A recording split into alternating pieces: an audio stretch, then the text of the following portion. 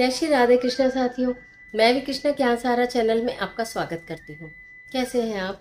आपके अच्छे स्वास्थ्य और सुखद जीवन की मंगल कामना करती हूँ। आपके और अपने इष्ट देवों को कोटि कोटि नमन करते हुए, बड़ों को प्रणाम करते हुए वीडियो प्रारंभ करते हैं। साथियों, मैं आज बात करूंगी किचन की, हमारी रसोई की।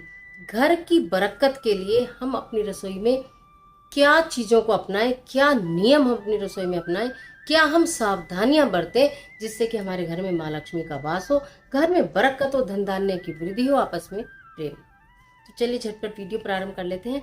उससे पहले चैनल पर नए आए हैं तो चैनल को सब्सक्राइब अवश्य कीजिएगा और बेल आइकन का बटन जरूर प्रेस कीजिएगा, इससे आने वाली वीडियोस का नोटिफिकेशन आपको मिलता रहे। आज हम बात कर रहे हैं रसोई घर की। रसोई एक घर का केंद्र बिंदु है, यानी कि रसोई में जो भोग प्रसाद बनता है वो ही सबके तन में जाता है। और कहते हैं ना, जैसा होगा अन्न वैसा हो जाएगा हमारा मन। तो हम उस अन्न को किस तरह से पकाएं और क्या क्या करें, उस विषय में कई वीडियो आपके सामने आ चुकी है। आज मैं सिर्फ बात करूंगी कि रसोई में हम क्या सावधानियां बरतें कि माँ अन्नपूर्णा प्रसन्न हो, माँ लक्ष्मी की कृपा हमारे पर बरसे। हम कहीं छोटी छोटी ऐसी गलतियां तो नहीं कर देते कि हमें ये समझ में ही नहीं आता कि हमारे घर में आखिर परेशानी है कहाँ, और जबकि वो परेशानियां हमारे अपने ही द्वारा की गई होती हैं। आपको करना क्या है? रात के समय हम अपनी किचन को बिल्कुल साफ सुथरा करके सोते हैं।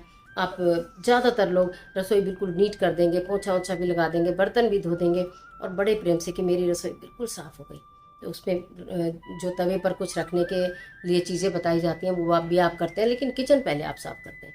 अब आपको करना क्या है, मैं आपको एक पुराने टाइम की बात बताऊं जो हमारी मम्मी वगैरह करती चली आई थी। हम भी करते हैं अपने घरों में। बहुत सारे बच्चे बहुत सारे उपायों के बारे में मुझसे पूछते हैं कि क्या मैम आप भी करती हैं? जिस चीज़ की ज़रूरत होती है मैं करती हूँ, सब करते हैं। और ये जो आज मैं चीज़ें बता रही हूँ ये तो मैं निश्चित करती हूँ आपको, ये मेरे ही अपने एक्सपीरियंस पर आधारित है वीडियो जो मैं आपके सामने लेकर आई हूँ, जो हमारे घरों में पहले से होता आया और हम भी करते हैं। तो आपको करना क्या है, जब आप किचन साफ कर लेते हैं तो हमारे घर में ये कहा जाता था कि रात को देवी देवता घर के अंदर घूमते हैं। अगर आपके घर के दोनों दरवाजों पर स्वास्तिक बना है तो आपके घर के अंदर अच्छी शक्तियाँ घूमती हैं, और अगर स्वास्तिक नहीं है, भगवान का पहरा नहीं है, तो बुरी शक्तियाँ भी घूमती हैं, नेगेटिविटी भी होती है। तो आपको आपने अपने घर को सुंदर साफ बनाया है तो कोई नेगेटिविटी नहीं आएगी, अच्छी अच्छी चीज़ें आएंगी। तो आपको क्या करना होता है कि हम गैस साफ करके सब कुछ ऐसे ही छोड़ देते हैं। तो एक छोटा सा एक गिलास बना लीजिए अपने घर के अंदर, या कोई छोटी सी लुटिया होती है, छोटी छोटी लुटिया कहते हैं, पहले छोटे छोटे बर्तन आते थे, ढक्कन वाला हो। तो थोड़ा सा पानी ढक के रखिए, और आप कुछ, मैं ये नहीं कहती हूँ कि उसमें खाना रखिए या कुछ रखिए, एक छोटी सी डिब्बी बनाइए, उसके अंदर थोड़ी सी चीनी रखिए, बस एक चुटकी चीनी डालकर रोज छोड़ दीजिए। ठीक है, आपने क्या किया, जल भी रखा और आपने मीठा भी रखा। भोग तो मीठे से ही लगाया जाता है ज़्यादातर, चाहे आप भोजन कितना भी परोसें भगवान को, लेकिन मीठे के बिना अधूरा रहता है। ये आप अपनी किचन में करना प्रारंभ कर दीजिए। बरकत की बात बता रही हूँ कि संपन्नता की बात बता रही हूँ, करके देखिए। ये आप अपना रखना शुरू कीजिए। आप उसका सुबह क्या करेंगे, जो आपने जल रखा है और आपने वो रखा है, जल को तो आप बहा दीजिए, चाहे किसी प्लांट में डाल दीजिए, चाहे तो आप अपने घर के सिंक में डाल दीजिए, और वो चीनी के जो 4 दाने हैं वो बाहर चींटियों को डाल दीजिए। जहाँ भी कहीं पौधे हो, प्लांट हो, बाहर पेड़ हो, कुछ भी हो, चींटियों के लिए डाल दीजिए। बाहर, घर से बाहर डालिए, घर के अंदर डालेंगे तो चींटियाँ फिर वहाँ अपना डेरा बना लेंगी, तो बाहर डालिए। एक काम तो आपको ये करना है घर की बरकत के लिए। दूसरी बात, घर किचन के अंदर झाड़ू तो आप नहीं रखते होंगे, कोई भी नहीं रखता है, लेकिन हाँ कभी कभी ऐसा होता है कि हमारे पास जगह ही नहीं, एक ही रूम है, वहीं किचन है, वहीं सब कुछ है, तो झाड़ू तो रखनी पड़ेगी। तो झाड़ू को कभी खड़ा ना रखें। जहाँ भी कहीं झाड़ू रखी जाती है, शत्रु आपके सिर के ऊपर ही खड़े रहते हैं। बिल्कुल झाड़ू को खड़ा ना रखें, लटा के रखें, संभाल के रखें, सुला के रखें। तीसरी बात, आपको कहीं अगर घर बंद करके जाना होता है तो आप क्या करते हो? कोई भी नहीं, रसोई साफ सुथरी करके ढांक ऊँक के चले जाते हो कि जहाँ हम आएंगे तो हमको धूल मिट्टी ना मिले। क्या आपने ये सोचा है कि हम घर भगवान के हवाले छोड़कर जा रहे हैं, ईश्वर के समर्पित करके जाते हैं ना, फिर आके घर खोलते हैं आपको बिल्कुल वैसा ही मिले। ईश्वर की कृपा से कोई चोरी चकारी, नुकसान, टूट फूट, पानी टपकना, ये वो ना हुआ हो, कहीं शॉर्ट सर्किट हो गया या कोई आते लाइट जलाई, लाइट ही नहीं जली, ये सब नुकसान ना, तो भगवान से प्रार्थना करके तो जाते हैं। 10 दिन, 20 दिन, महीना, 15 दिन, 4 दिन, 6 दिन, जितने दिन के लिए जाते हैं, यूं ही ताला बंद करके तो नहीं जाते ना, भगवान से प्रार्थना करके जाते हैं कि आपका घर आपके हवाले। तो अब जब हम उनसे भगवान से अपने रक्षा की, सुरक्षा की प्रार्थना करके जाते हैं, तो क्या हम उनके लिए कोई व्यवस्था करके जाते हैं? या हम रसोई में प्रतिदिन भोजन बनाते हैं और गाय के लिए रोटी बनाते हैं या भगवान जी का भोग लगाते हैं? मैंने आपको बताया किस तरह से आपको आहुति भी दे देनी चाहिए अगर आपके पास गाय वाय नहीं है, तब कुछ करते हैं। तो इतने दिन क्या होगा रसोई में?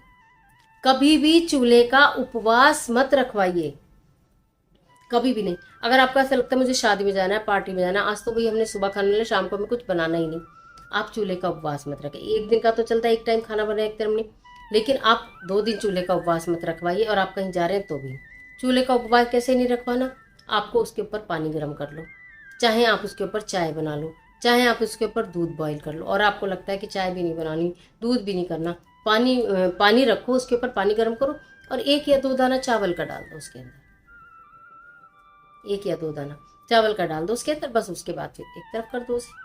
चूल्हे का उपवास नहीं रहेगा, जल भी पहुंच गया, अन्न भी पहुंच गया, चूल्हे के ऊपर पका ना।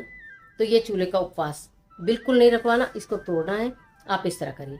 अब आप कुछ दिन के लिए बाहर जा रहे हैं तो आप क्या करेंगे, आपने सब कुछ ढांप दिया। मैंने आपको छोटी सी लुटिया बनवाई है ना, एक छोटा सा लोटा ढका हुआ, उसमें जल नहीं तो आप किसी शीशी में भी रख के जा सकते हैं। आपको ऐसे लगेगा मुझे तो ज़्यादा दिन के लिए जाना है, तो कोई एक बोतल में पानी रखिए, छोटी सी डिब्बी में चीनी रखिए, एक छोटी सी डिब्बी में आटा रखिए, एक छोटी सी डिब्बी में चावल रखिए और एक छोटी सी डिब्बी में नमक रखिए।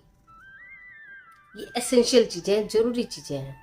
ये आप 4 डिब्बियाँ, छोटी छोटी डिब्बियाँ, देखो मेरे कहने से ले आना, घर में बरकत आपको, अगर आपके पास है तो बहुत अच्छे। आपको लगता है कि चींटियाँ हैं घर के अंदर बाद में, या चूहे हैं घर के अंदर, बड़ी नुकसान कर देंगे, तो इसलिए मैं आपको बोल रही हूँ कि छोटी छोटी सी डिब्बियाँ मिलती हैं, इतनी छोटी छोटी सी डिब्बियाँ बाजार में मिलती हैं, आप ला के रख लीजिए, आप ही के यूज़ में आएंगी। उनके अंदर ये 4 चीज़ें डाल दीजिए और पानी की बोतल, और रख के चले जाइए। कोई भी इतना इतना सा ही डालिए आप, चाहे देखिए भोग की कोई क्वांटिटी नहीं होती, आपके भाव होते हैं। ये नहीं है कि आपने अगर इतनी सी चीनी, इतना सा चावल, इतना सा आटा, नमक रखा तो आपको ऐसा लगेगा कि आप आएंगे तो वो डिब्बियाँ आपको खाली मिल जाएंगी, नहीं मिलेंगी। आपके मन के भाव है कि मेरे सारी व्यवस्था, हालांकि किचन भरी हुई है, अलमारी के अंदर सब कुछ बंद रखा हुआ है, ढेरों ढेर सामान रखा हुआ है, आटे का भी कंटेनर पूरा रखा है, लेकिन वो नहीं, आपने भोग स्वरूप जो निकाल दिया, थोड़ा थोड़ा सामान, थोड़ा थोड़ा आपने सामान निकाला और आपने रख दिया कि मैंने अपनी तरफ से भोग निकाल दिया, इतने दिन मैं रसोई बंद करके जा रही हूँ, लेकिन मेरी रसोई में भोग रखा है प्रभु आपके लिए। इस तरह से करना प्रारंभ कीजिए, आप क्या देखेंगे कि आपके घर में बरकत दिनों दिन बढ़ती चली जा रही है, दिनों दिन बढ़ेगी, लक्ष्मी आएगी भी, थमेगी भी, रुकेगी भी, आपके घर के अंदर वैभवता आएगी, संपन्नता आएगी। ये छोटी छोटी चीज़ें अपनी आदत में शामिल करके देखिए। ये कोई टोने नहीं, कोई टोटके नहीं, ये वो चीज़ें हैं जो हम लोग अपने घर में, अपनी गृहस्थी में इस्तेमाल करते हैं, अपनी गृहस्थी को चलाने के लिए, अपने घर को आगे बढ़ाने के लिए। आप भी करके देखिए, इसलिए मैं आपके साथ शेयर कर रही हूँ। किचन में भूले से भी दवाइयाँ मत रखिए।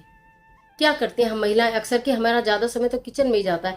हमें सुबह सुबह खाली पेट थायराइड की दवाई खानी है, या मुझे बीपी की गोली खानी है, या तो मुझे शुगर की कोई दवाई खानी है, मैं यही रख लेती हूँ अलमीरा में, मुझे ध्यान रहेगा, मैं फटाफट खा लूँगी खाना बनाते बनाते। हम ऐसी गलतियाँ अक्सर कर जाते हैं। कभी भी दवाइयाँ आपको अपने किचन में नहीं रखनी है। किचन में भोग बनाइए, प्रसाद बनाइए। स्वस्थ शरीर मिलता है किचन से, जो भोजन ग्रहण करते हैं। हमको स्वास्थ्य चाहिए, उत्तम स्वास्थ्य चाहिए, बीमारी नहीं चाहिए हमको। तो वो दवाइयाँ जो है किचन में अगर आप रखती हैं तो उनको, दवाइयों का जो आपका बॉक्स है या आपकी शीशी है, उसको उठाकर रूम में रखने की आदत डालिए। किचन में दवाइयाँ नहीं रखेंगे, झाड़ू खड़ी नहीं रखेंगे, और जो मैंने करा है वो करेंगे, बताया है वो करेंगे। जब भी आप अपने हाथ धोते हैं खाना बनाने के बाद, तो चकला बेलन दोनों आप अपने हाथ के साथ धोकर रखेंगे। चकला बेलन को कभी भी बर्तनों में नहीं रखेंगे। उन्हें जैसे आपने हाथ धोए, आपने बेलन भी धोया, आपने चकला भी धोया, साफ सुथरा करके रख दिया।